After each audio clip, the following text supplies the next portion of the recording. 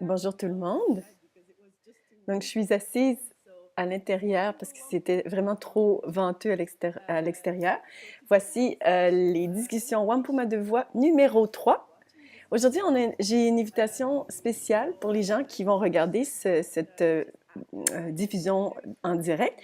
J'aimerais partager ça après faire une petite ouverture de la façon que je l'ai apprise avec le conseil traditionnel Ganyangahaga, le conseil traditionnel Mohawk. Cette ouverture est vraiment pour focaliser sur ce qui est important dans cette vie-ci, pour pouvoir honorer ce qui nous donne la vie. Et quand on débat ou on échange ou on dialogue avec d'autres personnes, on s'aligne avec ce qui est vraiment important dans ce monde. Donc, je vais procéder à cette petite ouverture et je vais partager quelque chose que je suis vraiment intéressée à partager avec vous. Mon nom est Marie-Claude Lacroix. Je suis la petite fille d'Yvette et la fille de Francine. J'aimerais remercier la femme ciel de m'avoir donné mon esprit et l'esprit de toutes choses de la création. J'aimerais également remercier ma grand-mère Lune de m'avoir donné mon sang et le sang de toutes choses de la création. Et c'est la pleine lune aujourd'hui, en passant. J'aimerais aussi remercier la Mère Terre de m'avoir donné mon corps et le corps de toutes choses de la création. Et j'aimerais remercier toutes les femmes de la toute petite nouvelle-née jusqu'à la plus aînée des grands-mères, car elles sont toutes les leaders et les mères, en fait, de nos nations. J'aimerais les remercier pour leur merveilleuse médecine, l'amour qu'ils amènent dans ce monde. Et j'aimerais remercier toutes les eaux et toute la création dans le bon esprit. Donc aujourd'hui, ce que j'aimerais partager avec vous, c'est basé sur des anomalies que j'ai notées, que j'ai remarquées ici et là. Et c'est utile de pouvoir partager ces anomalies parce que plus on a d'informations, plus on peut s'adapter à ces anomalies. Et j'espère bien pouvoir avoir de vos nouvelles aussi et d'entendre en fait des anomalies que vous avez remarquées qui ne font pas de sens en fait. Donc, une chose que j'ai partagée à plusieurs amis, je connais leur réaction. Ils ne pouvaient pas croire ça. Et j'ai pensé de l'amener public pour, comme je disais, pour pouvoir bénéficier à des gens qui seraient dans la même situation ou qui connaissent des gens qui sont dans la même situation. Donc, où je vis ici, j'ai vraiment géré toute la construction de ma maison. J'ai participé dans tout ce que je pouvais participer en construisant la maison.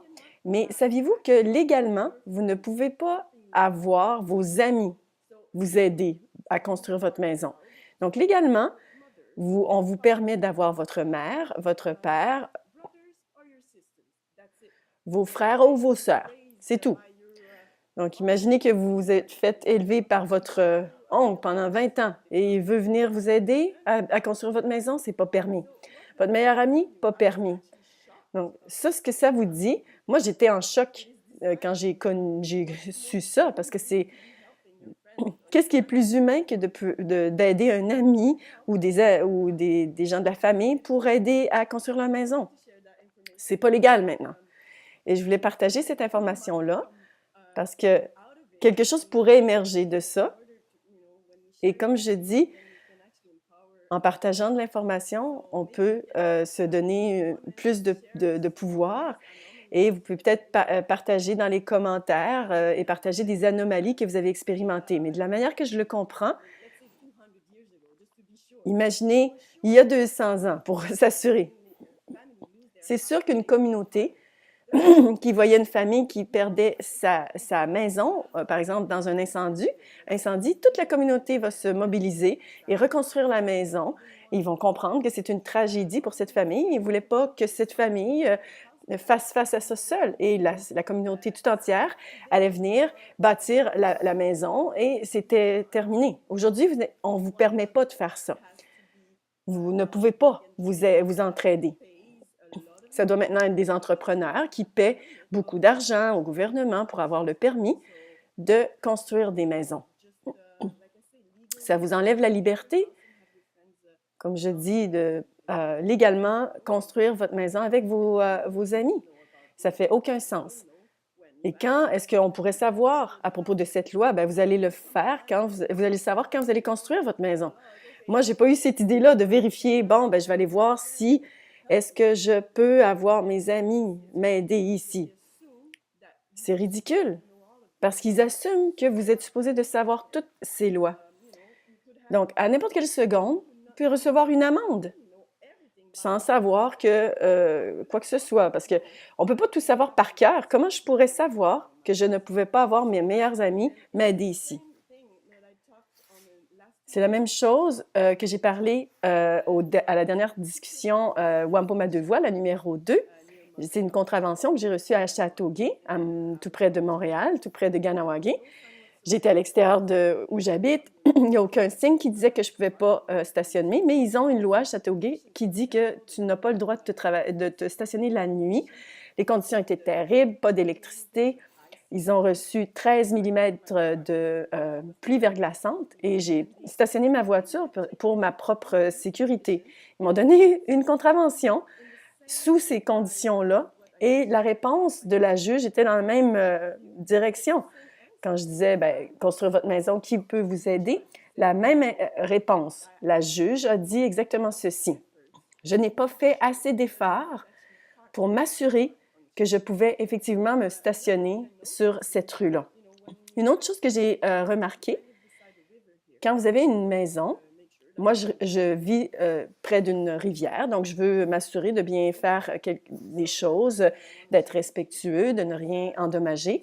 Mais une chose que je veux partager avec vous, c'est que toute la gestion des eaux usées, quand vous bâtissez votre maison, vous devez avoir ce système-là pour gérer vos eaux usées. Je suis d'accord avec ça. Ça fait partie d'être un humain responsable. Mais ici, moi, j'ai payé 15 000 $ pour une installation, il y a 10 ans, qui est due de se faire renouveler à tous les 5 ans, 2 ans. Ça dépend en réalité. Je vis seule ici. Et là, ils me disent que je dois repayer des milliers de dollars pour changer l'espèce de milieu filtrant qui est vivant là, dans cet EcoFlow. Donc, j'ai vraiment fait le calcul de combien ça me coûte, comment c'est ridicule. Et avec le contact que j'ai avec le Conseil traditionnel Gangangahaga, cette maison longue traditionnelle avec laquelle j'ai collaboré depuis 4 ans, ils ont des toilettes sèches à l'extérieur.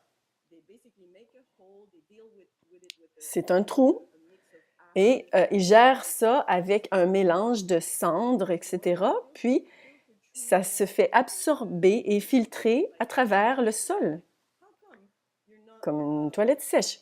Comment se fait-il qu'on ne nous offre pas cette possibilité? Je peux imaginer que certains des gens ici qui me regardent, vous pourriez ne pas vouloir ça, mais pourquoi est-ce que légalement, encore une fois, je ne pouvais pas avoir autre manière? Je devais prendre cette seule option qui était l'EcoFlow, 15 000 $ pour l'installer. Et ensuite, vous avez un contrat, puis là, ils viennent ici, ils enlèvent tout ça à tous les 2 ans, les eaux usées. Ils changent le champ de milieu filtrant. Imaginez tous les efforts qu'ils font pour me rendre pure, alors que les corporations de ce monde peuvent tout détruire et ils déversent tous ces produits pharmaceutiques, par exemple, dans les rivières, partout dans le monde. Je le sais, ça, je le sais pour vrai, parce qu'avec le Conseil traditionnel Mohawk, nous avons rencontré la décisionnelle de la ville de Montréal, Madame Rouleau, il y a environ 2 ans, si je me rappelle bien, et elle nous a confirmé que depuis que les produits pharmaceutiques existent, ils n'ont jamais été filtrés ou traités. Ce qui veut dire que dans les eaux, imaginons le fleuve Saint-Laurent, où plusieurs municipalités s'abreuvent, vous savez quoi? Vous avez des hormones, vous avez des antidépresseurs, vous avez des traitements nucléaires qui s'y retrouvent, vous avez des antibiotiques. Tous ces produits chimiques qui vont faire du mal à nos eaux. Qu'est-ce qu'ils pensent, ces compagnies pharmaceutiques, de créer un produit qui pourrait vous aider, mais une fois qu'ils arrivent dans l'eau, ils détruisent tout. On a des poissons mâles dans le fleuve Saint-Laurent avec des ovaires. Ça, c'est pour vous dire à quel point c'est grave. Et comme j'ai dit, la Ville de Montréal nous a dit, il y a 2 ans, que ça n'a jamais été traité ou filtré. Ils filtrent d'autres choses, évidemment, parce que vous avez besoin d'un filtre ou d'un traitement pour contrebalancer le produit chimique. Je ne suis pas experte là-dedans, mais vous avez besoin d'une cure pour chaque chose individuellement qui se retrouve dans l'eau. Et ils ne traitaient aucun de ces produits pharmaceutiques.